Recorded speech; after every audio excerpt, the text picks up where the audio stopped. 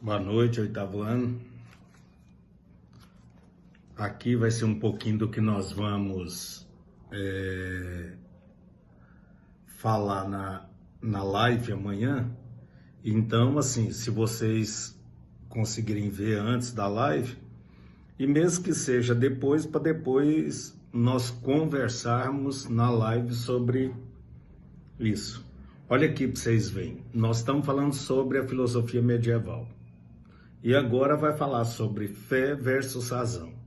Aí vocês vão pensar assim, Idade Média, não se esqueçam, século V ao século XV, supremacia da Igreja Católica. Quem comanda e manipula até ideologicamente todo mundo é a Igreja, a grande senhora feudal, porque vocês já estudaram e nós comentamos sobre a live, na live da semana passada. Então, assim, são muitas coisas que ficam sem entendimento. Quer ver como, assim, vocês vão ter que começar a ter um pensamento? Quando nós, no início, nós começamos a estudar sobre o início da filosofia, teve uma parte que eles pegavam, no início, quando nasceu a filosofia, vocês podem ver que eles pegavam aquilo porque eram politeístas, nós estamos falando de Grécia, então eles pegavam aquilo que era contado de maneira mística e a partir daquilo que eles tentavam uma explicação racional. Depois de um determinado momento houve a separação. Aqui nesse momento, nesse exato momento novamente, porque como eu falei para vocês, teve um determinado tempo em que foi a Igreja Católica, ela então teve todos esses escritos filósofos, foram escondidos para que ninguém então pudesse ter algum contato com aquilo que era racional. E olha que maneira bacana com que eles colocam e eles vão desenvolver juntamente a fé e a razão. Por quê? Porque sabiam que isso poderia acontecer. De que maneira então poderia fazer a junção dessas duas coisas? Olha aqui. O cristianismo, como a maioria das religiões, baseia-se na fé. Claro, porque tem coisas que são... Você fala, uai, professor, não tem condições de explicar o cristianismo de maneira científica? Alguns já estão tentando explicar. Aí no culto mesmo nós já tivemos vários que explicam de maneira científica o criacionismo, né? Então, nós temos já pessoas que desenvolvem isso. Mas tem um monte de coisas que, para nós, enquanto cristãos, do que nós cremos porque é fé.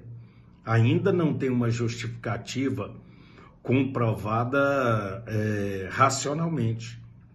Mas, e aí eu deixo de acreditar? Não. Nós, enquanto cristãos, até se a gente for falar de maneira como a historiografia ou a filosofia fala, até culturalmente, por sermos do Ocidente e sermos cristãos, e mesmo se não fosse isso, é porque nós cremos na palavra de Deus, então tem um monte de coisa que é fé, e não me abala, a razão não vai me abalar e eu fazer com que eu não acredite nisso.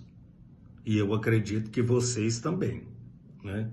Então, assim, ó, a maioria das religiões, então, baseia-se na fé, prestem atenção, na crença irrestrita ou adesão incondicional às verdades reveladas por Deus aos seres humanos. Então, as verdades que hoje nós cremos na Bíblia, elas foram reveladas aos seres humanos, que estão nas Escrituras, né? Até aqui eles dizem isso, verdades expressas nas Sagradas Escrituras.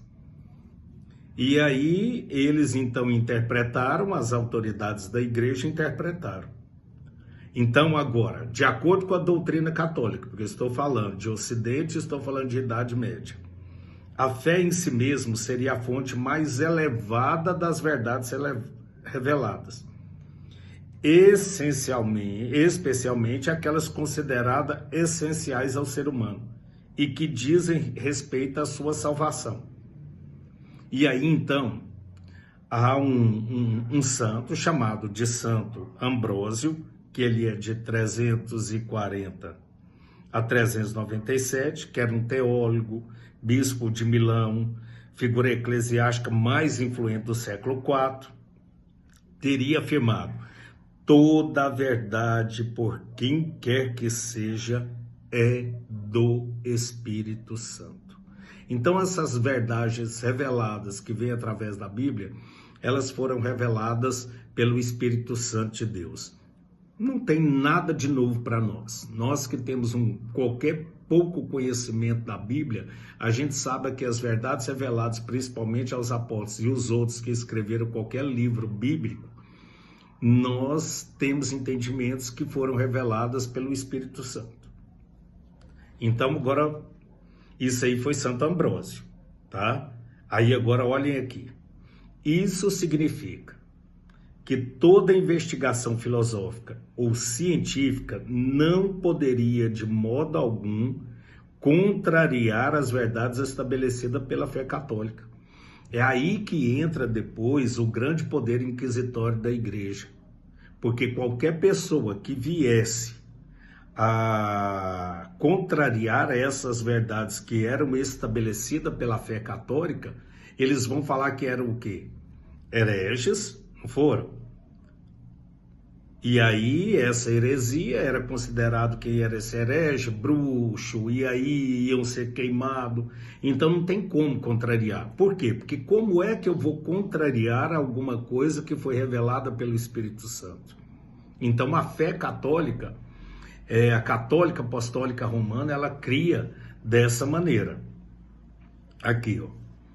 Em outras palavras, os filósofos não precisavam mais dedicar à busca da verdade, pois ela já teria sido revelada por Deus aos seres humanos. Então, qual a necessidade, segundo essa época da filosofia, que é a chamada filosofia medieval, qual a necessidade de buscar racionalmente?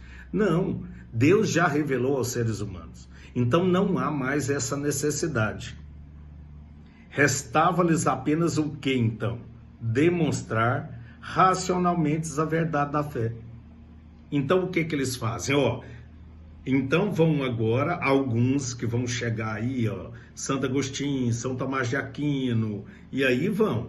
Depois é que veio o protestantismo, já com uma inovação, com outra coisa. Mas agora, esses homens eles vão defender racionalmente aquilo que era já revelado por Deus. Então eles falavam, não precisa nada mais além disso.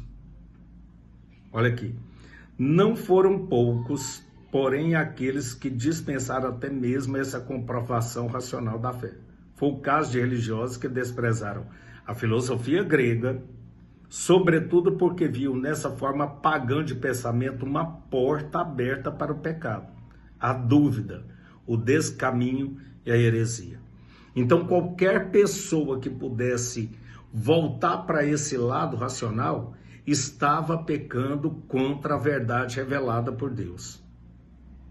E aí essa pessoa se tornaria um herege. Ok? Aí, voltando para a história, a gente sabe o que aconteceria, então, com essa pessoa que era considerada um herege. Mas a informação é muito bacana de saber desse período, de que maneira que eles fizeram. Eles não vão negar a razão. Só que ele fala que já foi revelada. Então, agora a razão só explicaria aquilo que era um fato. A Igreja Católica, então, ela abre um precedente ao racionalismo só nesse momento, só a partir disso. E isso, então, tem que ser sabido por nós, né?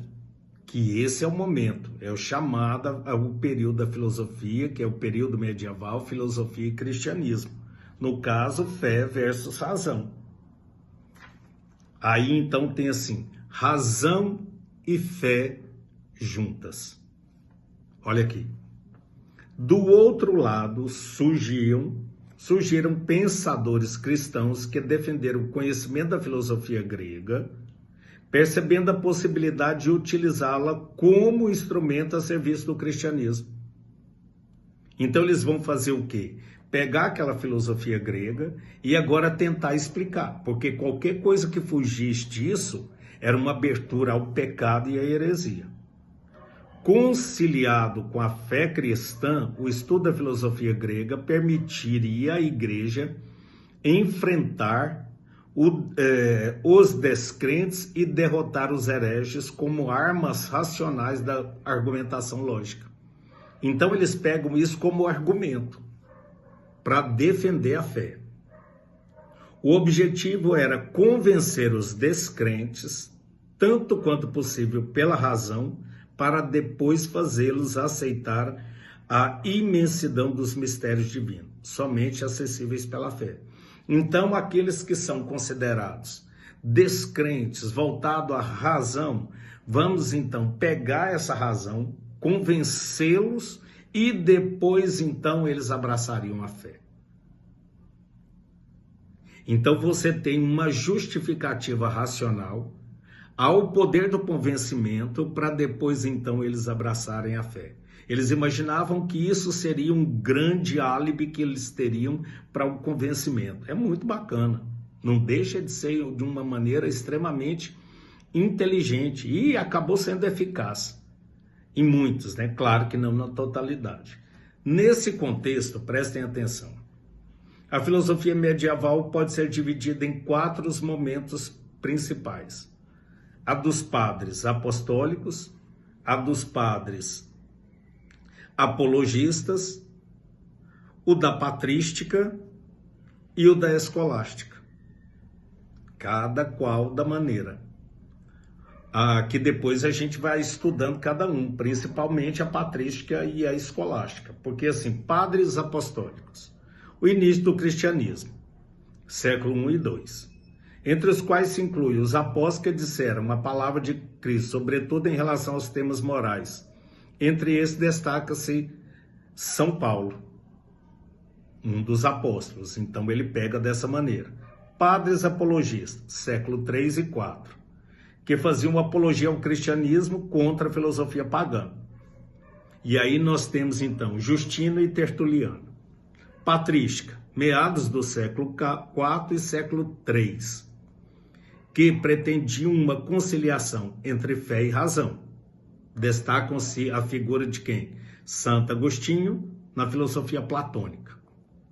Escolástica, em que se buscou uma sistematização da filosofia cristã, sobretudo a partir da interpretação da filosofia de Aristóteles, com destaque a figura de quem? Santo Tomás de Aquino. Então isso aí é só para vocês entenderem, porque agora na aula que vem nós vamos fazer o quê? Patrística, Santo Agostinho, escolástica, São Tomás de Aquino. Então, um beijo e até amanhã.